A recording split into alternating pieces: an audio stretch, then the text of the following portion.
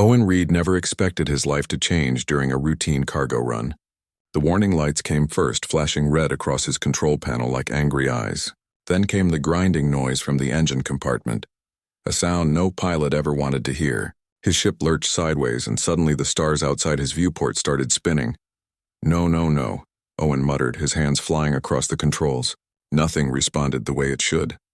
The engine was dead, and he was falling toward an unknown planet below. The atmosphere hit hard. His ship screamed as it tore through clouds, the hull shaking so violently that Owen's teeth chattered. He gripped the emergency handles and braced himself. Trees rushed up to meet him, their tops scraping against his ship's belly. Metal shrieked. Branches snapped. Then everything went dark. When Owen opened his eyes, pain pulsed through his shoulder. He was still strapped into his seat, but his ship was tilted at a crazy angle. Sunlight streamed through the cracked viewport. He was alive. It took him 20 minutes to climb out of the wreckage. His ship had carved a path through a forest, leaving broken trees and torn earth behind it. The landing gear was destroyed. The engine was a melted mess. One look told him everything he needed to know. He wasn't leaving this planet anytime soon. Owen limped back inside and grabbed his emergency pack. Food rations, water purification tablets, medical supplies, and a basic toolkit. Everything a stranded pilot needed to survive for maybe 10 days if he was careful. He also retrieved his portable scanner and tried the distress beacon. The scanner worked. The beacon sparked and died. "Perfect," he said to the empty forest. The planet seemed normal enough. Earth-like gravity, breathable air, plants that looked almost familiar. But something felt wrong. Owen had been to dozens of worlds, and they all had sounds. Birds calling, insects buzzing, wind rustling leaves. This place was too quiet. He set up a basic camp near his ship and started taking inventory. The food situation was grim. 12 protein bars, 8 nutrition packs, 6 water purification tablets, maybe enough for 10 days if he barely ate. After that, he would need to hunt or forage, assuming anything on this planet was edible. As the sun began setting, Owen gathered some wood for a fire.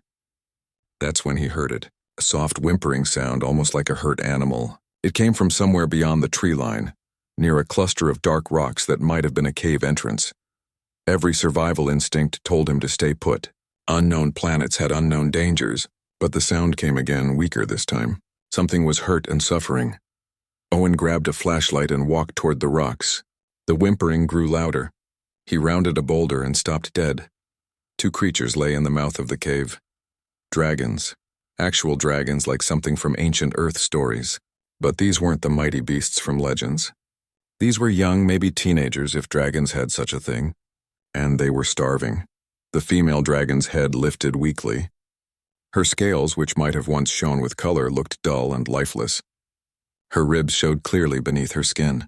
Next to her, a male dragon lay completely still, his breathing so shallow that Owen almost couldn't see his chest moving. The female dragon's eyes focused on Owen. She tried to roar, to threaten him away, but only managed a weak hiss. Her body trembled with the effort. "Easy," Owen said softly, raising his empty hands. "I'm not going to hurt you." The dragon stared at him.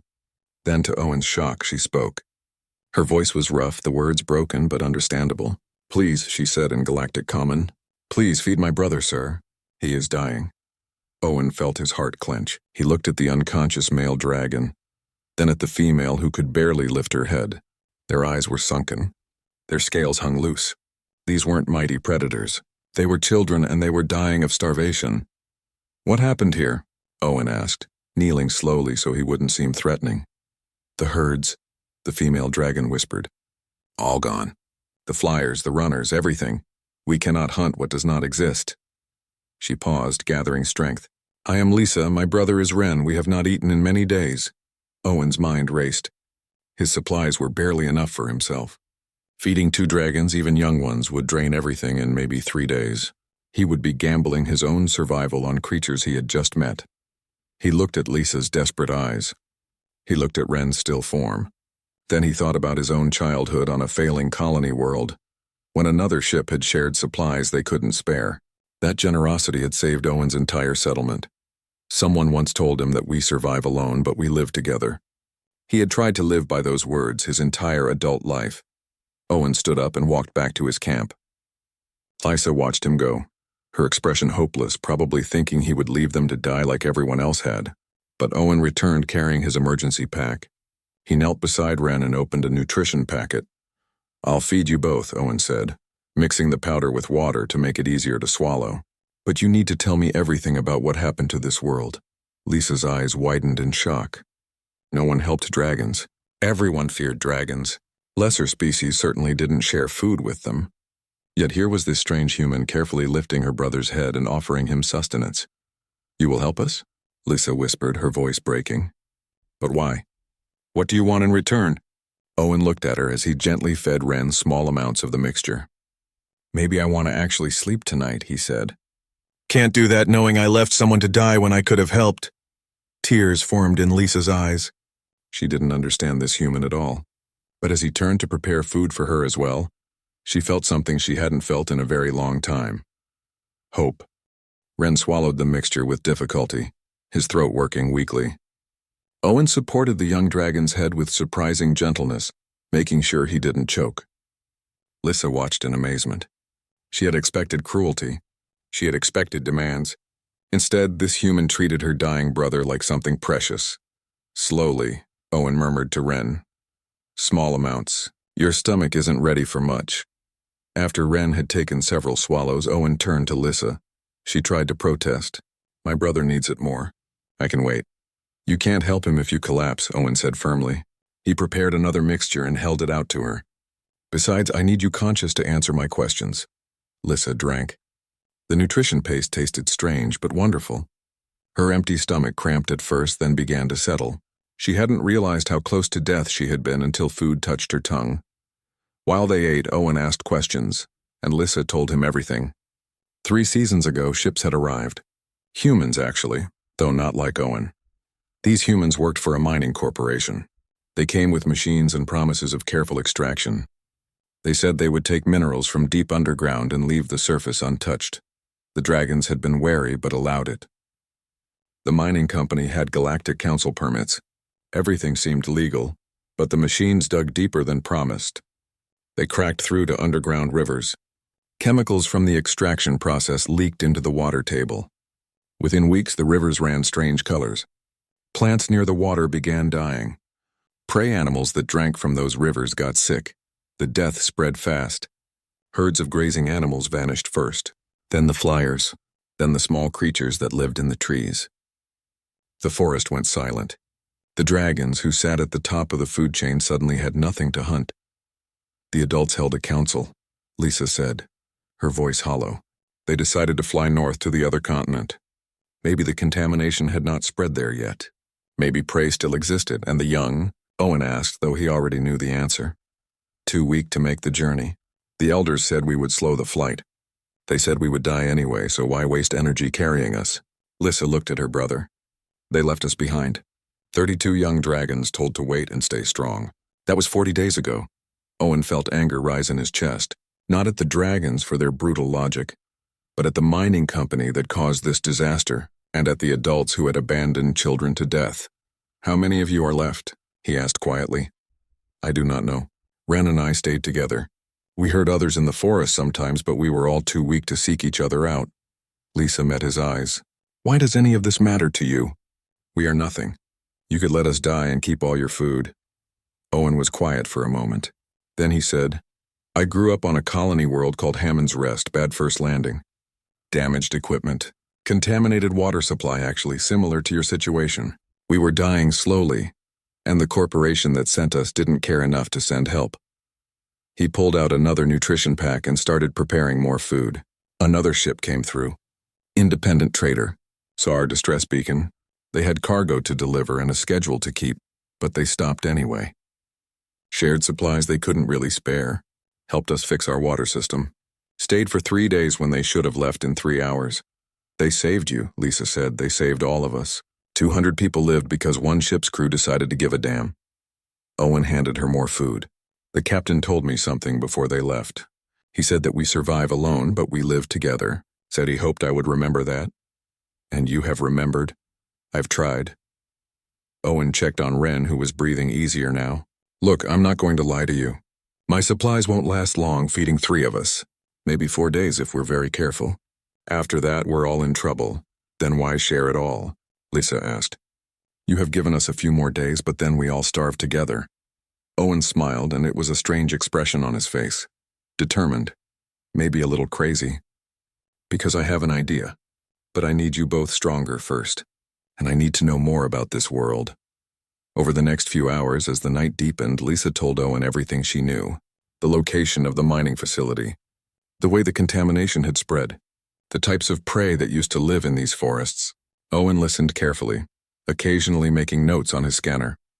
Ren woke fully as dawn approached. His eyes were clearer. When he saw Owen, he tensed, but Lisa quickly explained.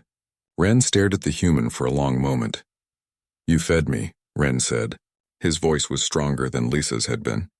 You fed us both, knowing we are dragons, knowing we could kill you easily once we regain our strength. Could you, though? Owen asked mildly. You're both half-starved and can barely stand. I figure we're about evenly matched right now. Ren blinked.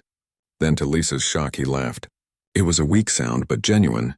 You are either very brave or very foolish, human. Usually both, Owen admitted. Now we need to talk about food sources. Are there any prey animals left at all?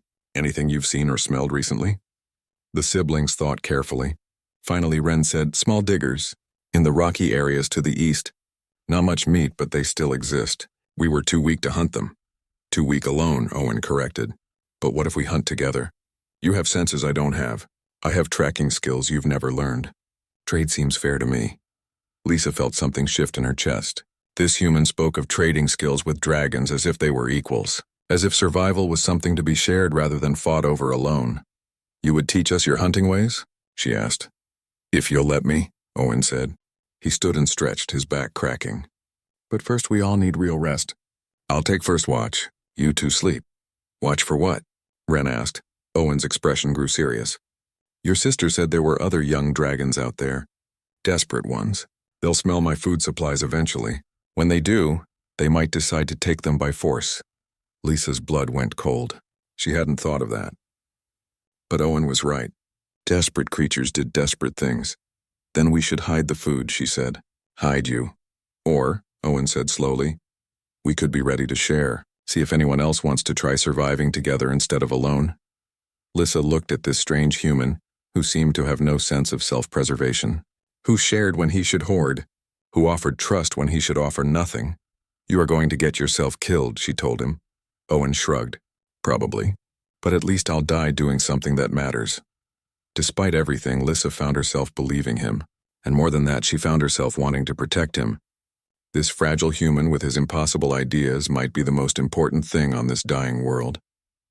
She settled down next to Ren, but she didn't sleep. She watched Owen keep his vigil, and she wondered what kind of universe created creatures like him. In the distance, something howled, other dragons crying out their hunger to the uncaring night. Owen heard it too. He didn't run. He just checked his supplies and prepared for whatever would come with the morning light. Dawn brought visitors. Owen saw them first, 3 shapes moving through the trees with the careful slowness of exhausted predators. More young dragons, just as starved as Lisa and Ren had been.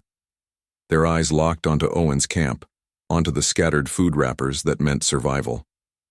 Stay calm, Owen told the siblings quietly. He stood up slowly, making no threatening moves. The 3 dragons emerged from the forest. The largest was male, his green scales dull with hunger. The other 2 were smaller, both female, their bodies trembling with weakness. Food, the large male said. His voice was rough, desperate. We smell food, give it to us. There's enough for everyone to have a meal, Owen said calmly. He reached for his supply pack. Garth, wait, one of the females said. She stared at Owen with confusion. He is offering to share? It's a trick, Nira, Garth growled. But his eyes never left the food pack. Lisa stepped between them and Owen. She was still weak, but she stood firm. No trick. He gave freely to us. Asked nothing in return. He even saved my brother's life. That makes no sense, the 3rd dragon, another female, said quietly. Why would a human help dragons? Why don't you ask him yourself? Ren suggested, moving to stand beside his sister. Owen continued preparing food as if armed dragons weren't surrounding him. He mixed nutrition paste with water, portioned it carefully into several containers. The dragons watched his every move, confused by his lack of fear. "Here's the situation," Owen said as he worked. "I have enough food for one decent meal for all of us. After that, my supplies run low fast. So we have two choices. You can take everything by force, eat well for a day or two, then go back to starving. Or we can all eat a smaller amount now, and then figure out together how to find more food." Garth took a step forward. He was bigger than Owen, even weakened by hunger. His claws could tear through metal. "Why should we trust you? What do you gain from helping us?" "Maybe I gain allies," Owen said simply. He held out the first container of food. "Maybe I gain friends. Maybe I gain the knowledge that I didn't let people die when I could help. Pick whichever answer makes sense to you." Nira moved first. She approached slowly, took the offered container and drank. Her eyes closed in relief. The third female, Tim, followed. Then Garth, still suspicious but too hungry to refuse. They sat in a circle, 6 creatures who should have been enemies sharing a meal. Owen made sure everyone got equal portions, including himself.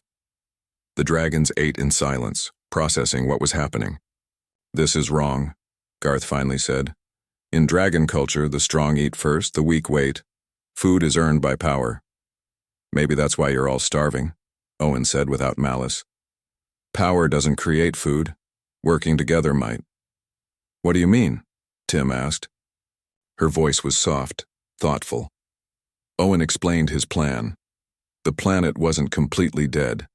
Small prey still existed in the rocky areas. But hunting them required energy the dragons didn't have. It also required tracking skills they had never learned. Dragons hunted with burst speed and flame, overwhelming prey with raw power. They didn't know how to track patiently over long distances. "I can teach you what humans call persistence hunting," Owen offered. "We follow tracks, read signs, pursue prey over hours until it tires. It's not dramatic, but it works." "Why would we need such skills?" Garth asked. "We have fire and claws." "And how's that working out for you?" Owen asked pointedly.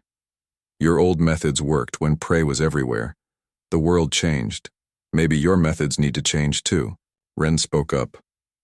"He is right, Garth. We are dying because we only know one way to survive. Perhaps it is time to learn another way." Garth looked around at the other young dragons. They were all watching Owen with something like hope in their eyes. It made Garth uncomfortable. Hope was dangerous when you were dying, but then again they were already dying. What did they have to lose? "Fine," Garth said. "Teach us your human tricks. But if this fails, I take what remains of your supplies." "Fair enough," Owen agreed. They set out an hour later after everyone had rested. Owen led them to the rocky eastern area where Ren had seen signs of burrowing animals. Along the way, he taught them the basics: how to spot disturbed earth, how to read animal tracks, how to identify fresh droppings versus old. The dragons found it tedious at first. They were used to hunting by sight and smell alone. But Owen showed them how to use those enhanced senses in new ways. Smell wasn't just for finding prey directly. It was for detecting where prey had been hours ago. Sight wasn't just for spotting prey. It was for reading the story of what happened in this place yesterday. "Look here," Owen said, kneeling by a patch of dirt. "See these scratches? Something. With claws dug here recently, probably within the last day. The dirt is still soft. Nira, can you smell anything?" Nira lowered her head and sniffed carefully. Her eyes widened. "Yes, an animal. Small. It smells like earth and seeds." "Perfect. Now we follow the trail. Look for more digging spots, more tracks, more signs." They worked together, human and dragons, following the subtle trail. Owen's tracking knowledge combined with the dragon's superior senses proved effective. Within 2 hours, they had traced the burrowing animals to a warren in the hillside. "Now what?" Tim asked. "They are underground. We cannot reach them with fire or claws." Owen pulled a length of cable from his toolkit. "Now we use tools and patience. We'll set snares at the burrow entrances. Then we wait. Wait? Garth said incredulously. We should dig them out. That's exhausting and might collapse the warren, Owen explained. This way takes longer but uses less energy. You're all still weak. Conserve your strength. It was hard for the dragons to wait. Hunting was supposed to be about action and power. But as the sun moved across the sky, the snares began working. First one animal, then another, then three more. They were small creatures. Not much meat on them. But it was real food.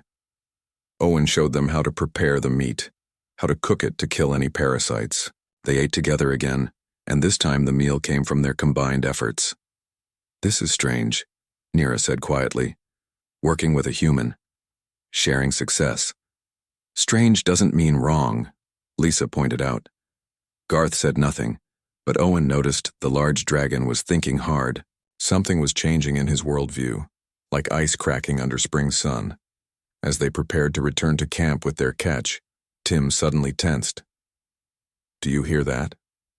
They all listened. In the distance, a mechanical humming sound. Not natural. Not animal. The mining equipment, Lissa whispered. The poison machines, they are still running. Owen's expression grew thoughtful. Maybe that's not just our problem. Maybe it's our solution. What do you mean? Ren asked. Mining facilities have supplies. Food, water, equipment. If the company abandoned this planet like you said, those supplies are just sitting there. Owen looked at each dragon. If we're going to survive long term, we need more than snared rabbits. We need real resources. You want to go to the place that poisoned our world? Garth asked, his voice sharp. I want to take back what it owes you, Owen replied. The dragons looked at each other. It was risky. The mining facility represented death and contamination. But Owen had been right about everything else so far. When do we leave? Lisa asked. Owen smiled. Tomorrow. Tonight we rest and eat well. We'll need our strength for what comes next. As night fell, the six of them settled around a small fire. They shared the day's catch and planned for tomorrow. For the first time since the adults had abandoned them, the young dragons didn't feel alone. They had found something more valuable than food. They had found hope, given freely by a human who had every reason to keep it for himself. And watching them learn to trust each other, Owen felt something too. Purpose, maybe even redemption for all the times he had been too afraid to help. Tomorrow they would face the poisoned mine. But tonight, they had each other. It was enough. The journey to the mining facility began before sunrise. Owen insisted they travel in the cool morning hours and rest during the hottest part of the day. The dragons were still weak and he wouldn't risk them collapsing from exhaustion halfway there. They walked in a loose group, with Owen in the lead and the dragons spread around him. Garth kept glancing at Owen's back as if still expecting betrayal. Nira and Tim stayed close together, whispering occasionally. Lisa and Ren walked on either side of Owen, asking questions about his world, his life, his reasons for everything. Why do humans help creatures they do not know? Ren asked as they crossed a dried stream bed. Not all of us do, Owen admitted. Some humans are selfish. Some are cruel. But I think most of us are just trying to figure out the right thing to do, same as anyone else. But you risk yourself for strangers, Lisa pressed. That is not logical. Owen was quiet for a moment, stepping carefully over rocks. Maybe not, but I've learned that the logical choice isn't always the right choice. Sometimes you have to do things that don't make sense on paper because they make sense in here.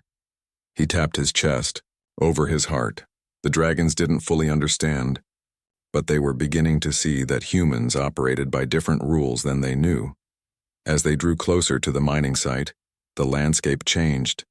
Trees became skeletal, their branches bare and twisted. The ground took on a gray, lifeless quality. Standing water collected in pools that shimmered with chemical rainbows. The air itself smelled wrong, sharp and bitter. The dragons grew agitated, their instincts screaming danger. Tim began breathing rapidly, close to panic. Nira pressed against her side, offering comfort. This place killed our world, Garth said, his voice tight with anger. Why are we walking toward it? Because sometimes you have to go into the hard places to find what you need, Owen replied. He stopped and turned to face them all. I know this is difficult, but that facility has food, water purification equipment, maybe even medical supplies. Resources that can keep you alive for months. Are you willing to let fear stop you from surviving? Fear keeps us alive, Garth argued. Fear keeps you cautious, Owen corrected. There's a difference. Caution is smart. Fear that paralyzes you is just another way to die. They continued forward, though more slowly now. Tim kept looking back, clearly wanting to run, but she stayed with the group, taking strength from their presence.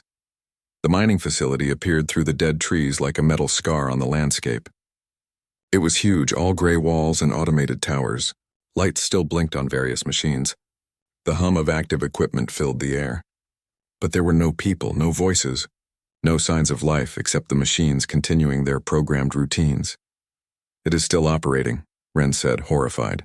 Still poisoning the ground. Owen pulled out his scanner and studied the readings. Automated systems. The company probably pulled out when the planet died, left everything running on default protocols. His jaw tightened. Criminal negligence. Can we even get inside? Nira asked. Human facilities have security. Security designed to keep out corporate spies and thieves, Owen said. Not dragons. Your ability to fly gives us options they didn't plan for. Owen studied the facility's layout on his scanner. The main entrance had automated defenses, but the roof access was minimal. It was designed to prevent climbing, not flying. He explained his plan quickly. The dragons would carry him to the roof. From there, he could access the internal systems and disable security from inside. It was risky. If the facility's AI detected intrusion, it might trigger lockdown protocols, but they had come too far to turn back now. Lisa and Garth carried Owen, one on each side, their claws gripping his arms carefully. Despite their weakness, they managed to lift him to the roof. The other dragons followed. They landed on the flat surface among ventilation units and solar panels. Owen found a maintenance hatch and worked on the lock with tools from his kit. The dragons kept watch, tense and ready to flee if things went wrong. After several minutes, the lock clicked open. Wait here, Owen told them. If something goes wrong, leave immediately. Don't try to rescue me. That is what you would do? Lisa asked. Abandon someone in danger? Owen smiled despite himself. No, but I'm a bad example of self-preservation. He dropped through the hatch into the facility. The interior was cold and sterile, lit by emergency lights. His footsteps echoed in empty corridors. He found a control terminal and connected his scanner, accessing the facility systems. What he found made his blood boil. The mining company, Stellar Extraction Corp., had filed for bankruptcy 6 months ago. They had abandoned the site without proper shutdown procedures, without cleaning up contamination, without notifying galactic authorities. They just left, caring more about avoiding cleanup costs than about the world they had destroyed. But the facility's supplies were intact. Food stores meant for 100 workers, water purification systems, medical equipment. Everything the dragons needed. Owen also found something else. The mining operation could be shut down properly. The contamination could be sealed off. It wouldn't reverse the damage already done, but it would stop things from getting worse. The planet might have a chance to heal. He looked at the shutdown controls.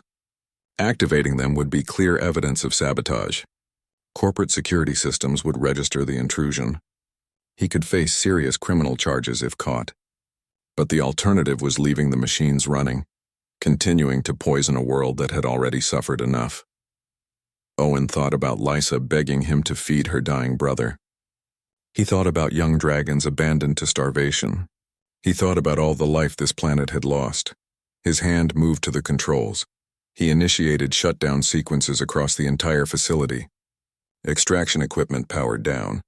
Contaminated systems went into containment mode. Emergency protocols sealed damaged areas. Alarms began blaring, but Owen expected that. He downloaded evidence files to his scanner. Records of illegal abandonment, environmental violations, falsified safety reports. If he was going to face charges, he would make sure the corporation faced them too. Access denied. A computerized voice suddenly announced. Security breach detected. Corporate security notified. Lockdown initiated. Heavy doors slammed shut throughout the facility. Owen cursed and ran for the supply storage area. He had minutes at best before automated defenses activated. He found the supplies and started hauling them toward the roof access. Heavy containers of freeze-dried food, water purification cartridges, medical kits. He threw everything up through the hatch as fast as he could. The dragons above grabbed the supplies in their claws, confused but helping. Security drones launching, the computer voice announced calmly. Neutralize intruders. Owen climbed toward the hatch, muscles straining. Below him he heard the whine of charging weapons. Drone machines probably designed to handle industrial accidents or riots were coming online. He pulled himself through the hatch just as the first drone rounded the corner. Its weapon ports lit up, targeting him. Garth grabbed Owen and yanked him onto the roof. Fly now! They launched into the air, dragons clutching supplies and carrying Owen between them. Behind them, drones emerged from the facility, their weapons tracking the fleeing group. Energy blast cut through the air. The dragons dodged desperately, their weakened bodies struggling with the heavy loads. Owen felt heat from a near-miss scorch past his leg. Drop some supplies, he shouted. You're too heavy! No, Lisa shouted back. We need them. A blast caught Nira's wing. She cried out in pain, spiraling downward with her load. Tim dove after her, dropping her own supplies to catch her friend. They crashed into the trees below, wounded but alive. The remaining dragons fled toward the forest with whatever they could carry, drones pursuing for several minutes before breaking off pursuit. Finally, exhausted and terrified, they landed in a clearing far from the facility. Owen immediately rushed to check on Nira. Her wing was burned but not broken. Painful, but it would heal. Tim had bruises from the crash landing, but nothing serious. You came back for her, Owen said to Tim. Dropped your supplies to save your friend. Tim looked embarrassed. It seemed like what you would do. Garth stared at the supplies they had managed to keep. Enough food for several weeks if rationed carefully. Water purification equipment, medical supplies. They had paid a price, but they had succeeded. You shut down the mining operation, Garth said to Owen. It wasn't a question. Yes. They will come looking for you. They will arrest you for sabotage. Probably. Garth was quiet for a long moment. Then he said, You did that for us. For our world. For what's right, Owen replied simply. Something changed in Garth's eyes then. The suspicion finally melted away, replaced by understanding. This human truly meant what he said. He acted not from self-interest, but from conviction. We will protect you, Garth said firmly. The other dragons nodded agreement. When they come, they will not take you easily. Owen smiled, though his heart was heavy. He had made his choice. Now he would face the consequences. But looking at the young dragons, seeing them fed and safe, even wounded Nira looking hopeful despite her injury, he knew he would make the same choice again. Some things were worth the cost. 3 days passed in tense waiting. Owen worked on repairing his ship while the dragons kept watch for any signs of pursuit. The supplies from the mining facility made a huge difference. Everyone was eating regularly now, and strength was returning to the dragons' bodies. Nira's wing was healing well under Owen's care. Treated with medical supplies from the facility. More young dragons had found them, drawn by the smell of food and the whispered stories spreading through the forest. A human who shared. A human who helped. A human who had raided the poison facility and shut it down. It sounded like a myth, but the evidence was real. There were 12 dragons now.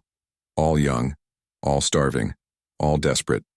Owen shared the supplies evenly, despite protests that it wouldn't last long with so many mouths to feed. But he remained firm. Everyone ate or no one did.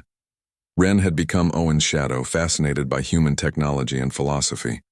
He asked endless questions while Owen worked on the ship repairs.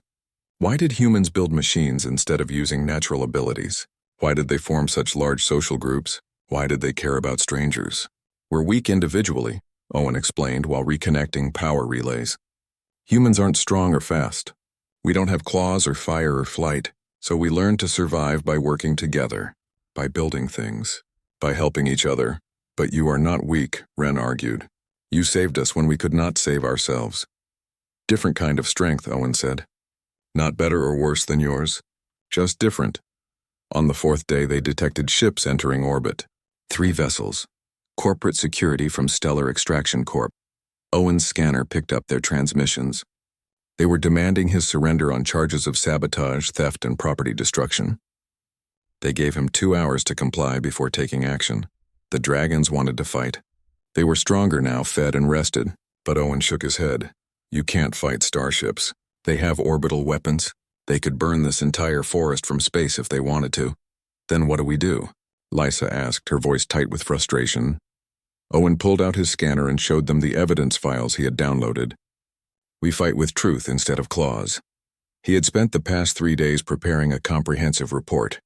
Everything the mining company had done wrong. Every law they had broken. Every safety protocol they had ignored. He had documented the abandoned dragons, the poisoned ecosystem, the illegal facility abandonment. He had recorded testimony from Lysa, Ren, and the others about what had happened to their world. I'm going to broadcast this on open channels, Owen explained. Send it to galactic news networks, environmental protection agencies, the council itself. Make sure everyone knows what happened here. Will that stop them from arresting you? Tim asked. No, Owen admitted. But it might make them think twice about killing witnesses. And it might bring help for all of you. He set up the broadcast equipment and began transmitting.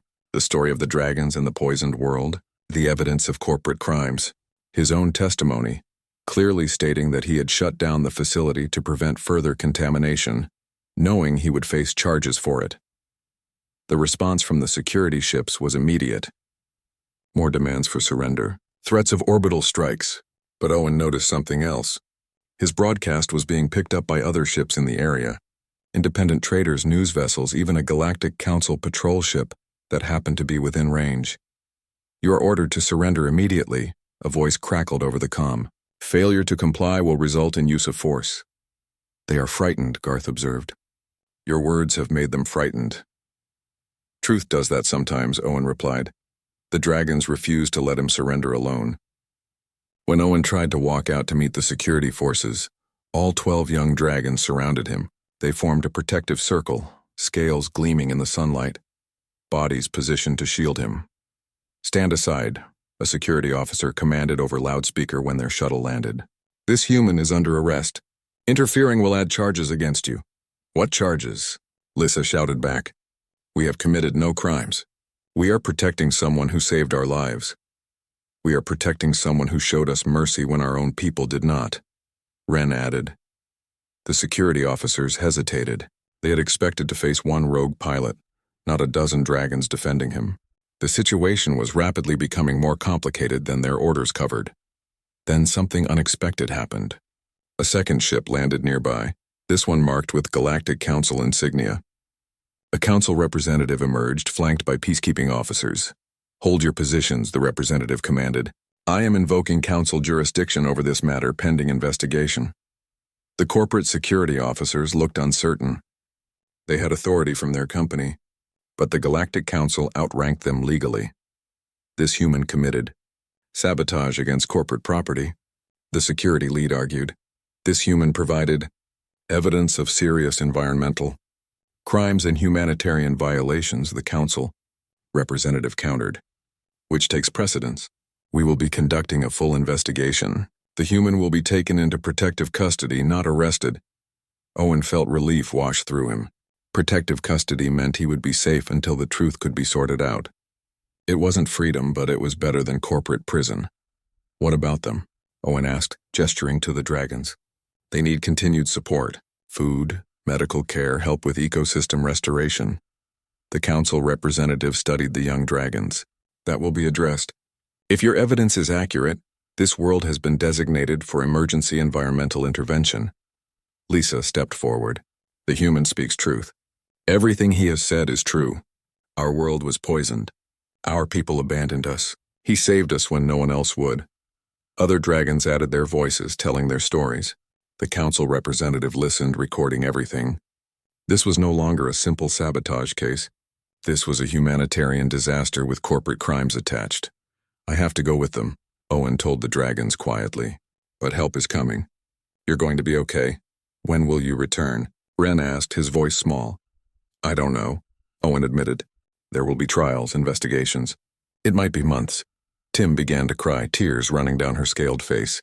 Nira pressed against her side. The dragons who had been strangers days ago were now family, bound together by shared suffering and shared hope. You taught us something, Garth said, stepping forward. His voice was steady, certain. You taught us that strength is not just about power.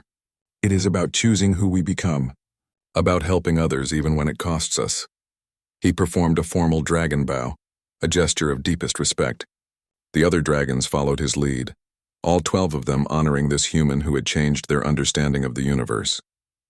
Owen felt emotion choke his throat.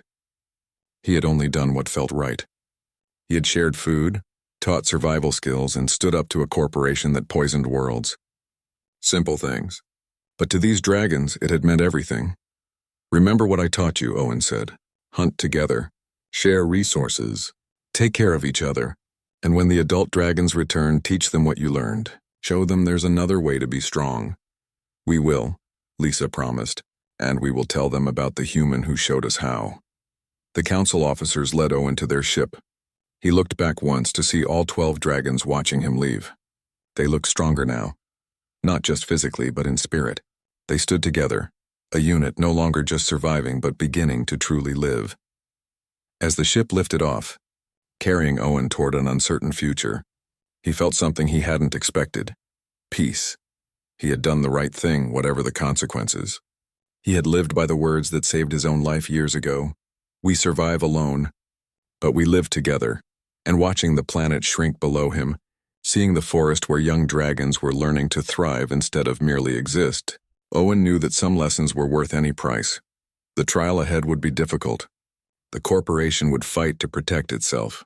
But the truth was out there now, broadcast across the galaxy. The dragons had advocates. The poisoned world had witnesses. Justice was slow, but it was coming. And sometimes that was enough. 6 months changed everything. Owen spent the first weeks in council custody, answering questions and providing testimony. The case against Stellar Extraction Corp grew with each investigation. Environmental disasters on 3 other worlds. Falsified safety reports, illegal dumping of toxic waste. The Dragon World was just one crime in a pattern of corporate negligence. Owen's actions, while technically illegal, were ruled as justifiable intervention to prevent ongoing environmental damage. The charges were reduced to minor violations with suspended sentences. He was free, though his pilot's license had restrictions added for what the council termed reckless heroism. The story had spread across civilized space. News services loved it. A human pilot crash lands on a dying world, shares his last food with starving dragons, and takes down a corrupt mining operation. It was dramatic and inspiring. Owen found himself briefly famous, which he hated. He didn't want interviews or awards. He just wanted to know if the dragons were okay. The council had sent environmental teams to the planet immediately. Ecosystem restoration specialists, agricultural support, medical personnel. They worked to reverse the contamination and help the planet heal. Reports said progress was slow but steady. The dragon population was stable and growing stronger, but Owen wouldn't be satisfied with reports. As soon as his legal situation cleared, he booked passage back to the world that had changed his life. The planet had a proper name now. The council had designated it as Dragon's Refuge, a protected sanctuary. No mining operations would ever be allowed again. When Owen's ship landed, he barely recognized the area where he had crashed. The forest was recovering. New growth pushed up between the dead trees. A stream ran clear where before it had been poisoned. The air smelled clean. A group of dragons waited at the landing site. Owen recognized them immediately. Lisa, Ren, Garth, Nira, Tim, and others he had fed during those desperate days. They looked completely different now.